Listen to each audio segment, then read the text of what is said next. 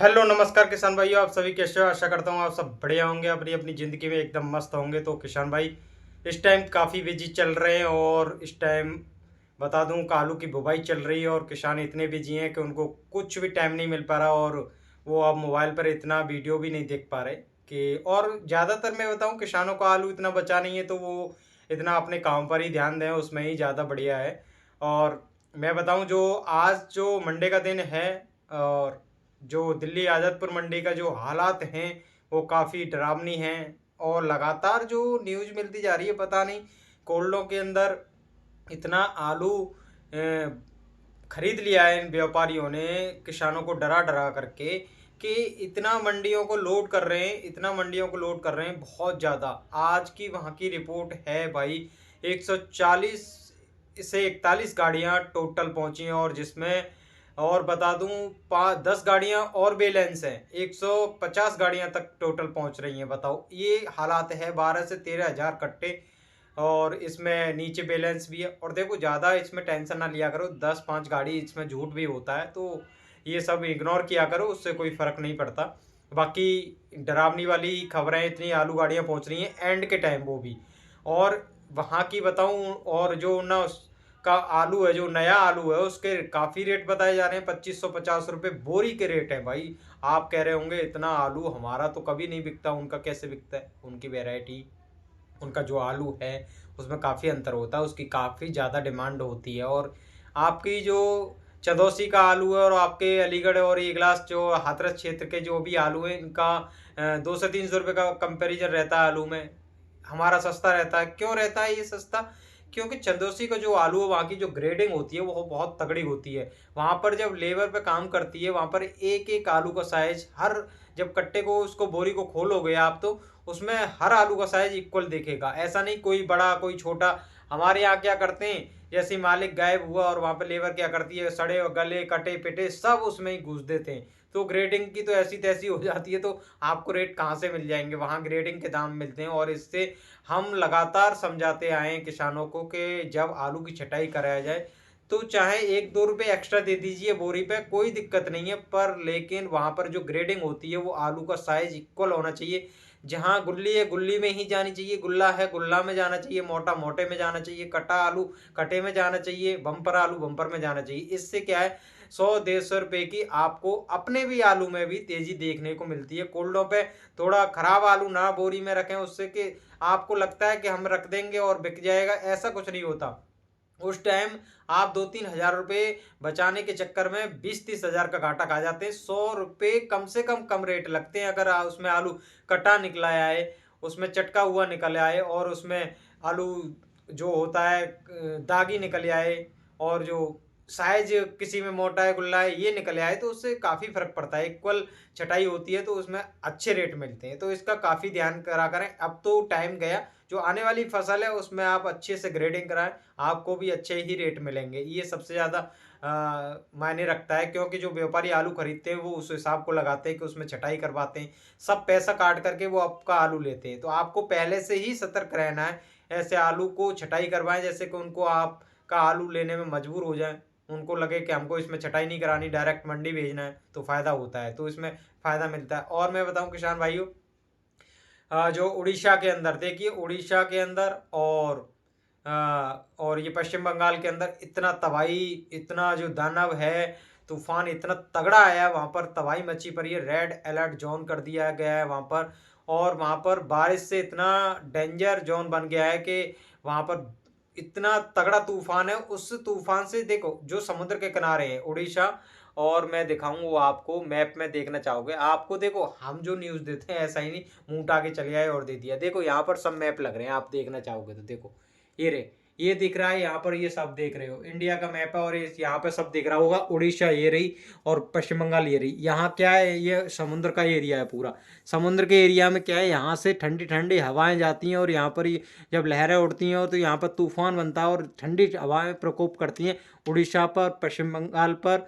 और यहाँ से फिर ये झारखंड है, छत्तीसगढ़ है, बिहार है, उत्तर प्रदेश है, यहाँ से ठंडी, यहाँ अटैक करने के बाद यहाँ मौसम बदलने लगता है, ठंडा ठंडा मौसम होता है तो उत्तर प्रदेश में बारिश की संभावनाएं ज़्यादा हो जाती हैं और बिहार में भी। बिहार में लगातार बाढ़ आती रहती हैं, आपने देखा होगा। तो ऐसा नहीं है हम आपको गलत न्यूज़ देते हैं, सारा यहाँ पर पूरा रिसर्च करी जाती है, मैप लगे हुए होते हैं और तब जाके बताया जाता है आपको क्या हालत होने वाली है, क्या नहीं मौसम में। तो आपको ऐसा नहीं कि हम आए और चले आए और आपको ऐसे ही न्यूज़ दे दी, ऐसा कुछ नहीं होता। सारी रिपोर्टें आपको सही दी जाती हैं। बहुत एक किसान भाई कह रहे थे, अरे 15 दिन से आप बारिश बता रहे हो, बारिश तो आई नहीं। अगर बारिश आ जाए उसी दिन मैं वीडियो बना करके आपको दूं, तो उससे आपको क्या फ़ायदा है? आपकी फसल का नुकसान हो जाएगा। उसमें आप जो आलू की बुवाई कर रहे हो उसमें आप सतर्क नहीं रह पाओगे, आलू बो दिया और बारिश पड़ गई तो आपको ये दिक्कत है ना। हम जो अपडेट देते हैं आपको 8 से 7 दिन पहले ही दे देते हैं कि ऐसा होने वाला है। तो उससे क्या है, आपको सतर्क हो जाए। आलू बो रहे हैं तो थोड़ा लेट कर दें, देख लें बारिश को, 2-4 दिन में कोई फ़र्क नहीं पड़ रहा। तो ये सब रिपोर्ट है इसलिए दी जाती हैं आपको। ऐसा नहीं कि आज हम बताएं, ऐसा इस काम को तो आप भी कर सकते हो वीडियो बनाने का। जाइए और आपको बारिश पड़ रही है आपके क्षेत्र में और वीडियो बनाइए, दिखा दीजिए। ऐसा ही ज़्यादातर यूट्यूबर ऐसे ही करते हैं, बारिश पड़ रही है आपके क्षेत्र में, बारिश दिखा दी। ये सबसे सिंपल काम है। आगे का टाइम जो है 8-7 दिन का, उसमें मौसम आप सही से बता दो कि ऐसा हो सकता है आपके क्षेत्र में, तो उसमें आपको क्या है, किसानों को फायदा होता है। हम आलू को देख करके पूरी रिसर्च, जब एक गांव के अंदर सट्टा लगाता है ना, हमने देखा है, मैंने जा करके जमीन स्थिर पर देखा है, वहां पर मैं भी गांव से ही बिलोंग करता हूं, और वहां पे मैंने देखा है कि जब एक कोई इंसान सट्टा लगा रहा है तो उसमें पता है वो महीने के पहले का चार्ट को फॉलो करता है। इसमें कौन सा नंबर आया था, कैसे कैसे आया था, ये सब आया था, जब जा करके उसका निचोड़ निकाल करके तब वो सट्टा लगाता है। जब सट्टा लगाने में इतना दिमाग लगाना पड़ता है तो आलू बेचने में क्यों नहीं दिमाग लगाना पड़ेगा? आप आलू को ऐसे ही बेच देते हैं। आज मद्दा हो गया तो डर गए, बेच दिया। आज महंगा हुआ तो आप उस टाइम बेच नहीं रहे, आगे का इंतजार कर रहे हैं। तो आलू की एक लिमिट होती है बेचने की।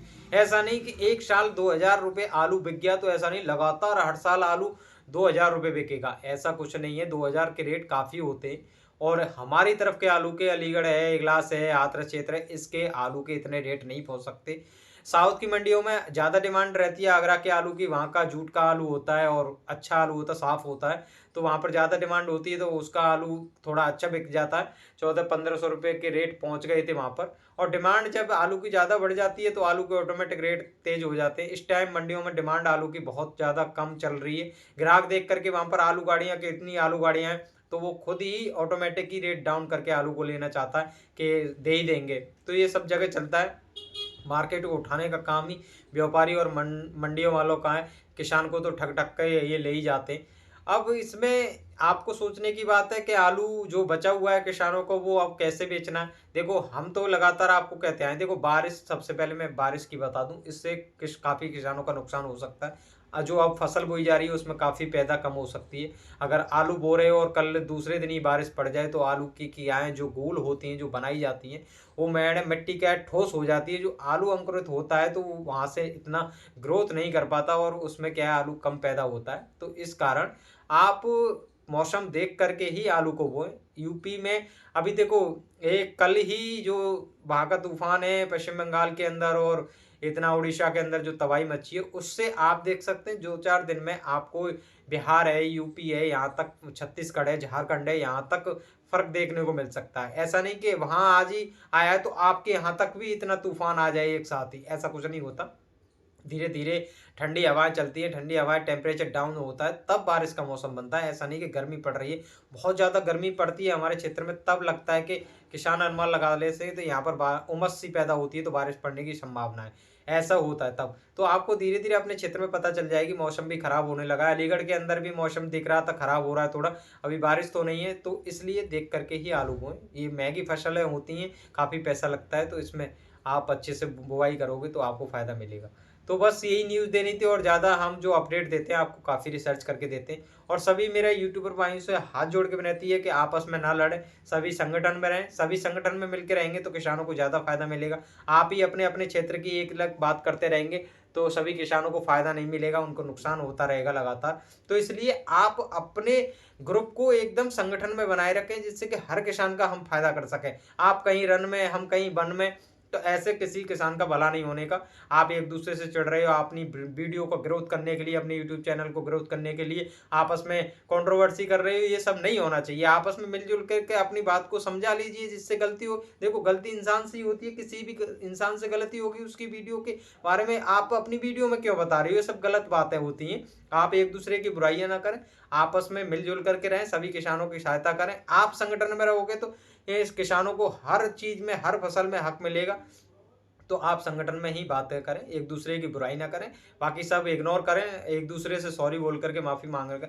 देखो आप माफ़ी मांगना भी इंसान नहीं चाहता एक दूसरे से, इतने बड़े तो इंसान हो जाते हैं आपस में भाई कि मैं उससे क्यों माफ़ी मांगूं, ऐसा नहीं होना चाहिए। एक ना एक इंसान को तो झुकना ही पड़ता है, अगर नहीं झुकेगा तो वो लड़ाइयाँ लंबी चलती चली जाती हैं, तो ऐसा नहीं है।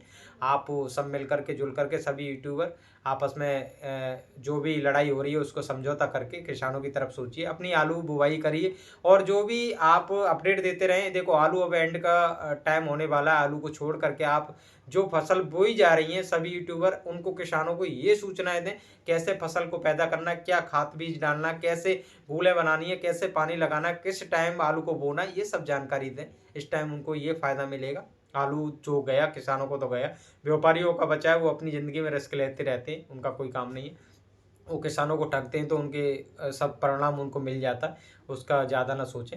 तो ठीक है, बाकी मंडियों की मैंने रिपोर्ट बता दी और बारिश की जो बताई है काफ़ी दिक्कत का सामना करना पड़ सकता है, तो इसलिए देख सोच समझ करके आलू को बुवाई करें। तो बस ठीक है, यही अपडेट देनी थी और ज़्यादा आगे की ना सोचें कि जनवरी तक आलू रखेंगे, किसी का कोल्ड चैन चल रहा है तो आलू महंगा बिक जाएगा, ये आपकी बेवकूफ़ी है। इतना लंबा आलू को ना रोकें, ये पुराना आलू है और नए आलू की काफ़ी डिमांड हो जाएगी तो पुराने आलू के रेट डाउन होते जाएंगे। आपसे कोई भी कितना भी कहे कि पुराना आलू नया आलू आने के बाद भी तेज बिकेगा, तो आप इस बात को दिमाग से निकाल दीजिए। हर ग्राहक का मन जो होता है नए आलू की तरफ जाता है, नई चीज़ों की तरफ जाता है, पुरानी चीज़ों पर इतना ध्यान नहीं देता, इसलिए पुराने आलू को ना लें, सिकुड़ने लगता है और उसका पानी मर जाता है, तो इससे काफ़ी रेट डाउन हो जाते हैं। तो इस बात को आप ध्यान रखें, एंड तक आलू ना रोकें। अपने आलू को निकाल दें, ये सबसे अच्छा समय है। जो भी रेट मिल रहे हैं आपको निकाल दें, जो भी कुछ दाम तो आपको मिल ही जाएंगे। ऐसा नहीं कि भाई सब पर पूरा ही घाटा करके 200-300 रुपये में आलू को बेच रहे हो, कोल्डों में मशीन बंद हो गई, आपका आलू अंकुरित हो गया, तो वो किसी काम का भी नहीं है। इसलिए किसानों को सब कुछ सोचना चाहिए। इसलिए ठीक है, मिलते हैं अगली वीडियो में। नमस्कार किसान भाई, धन्यवाद।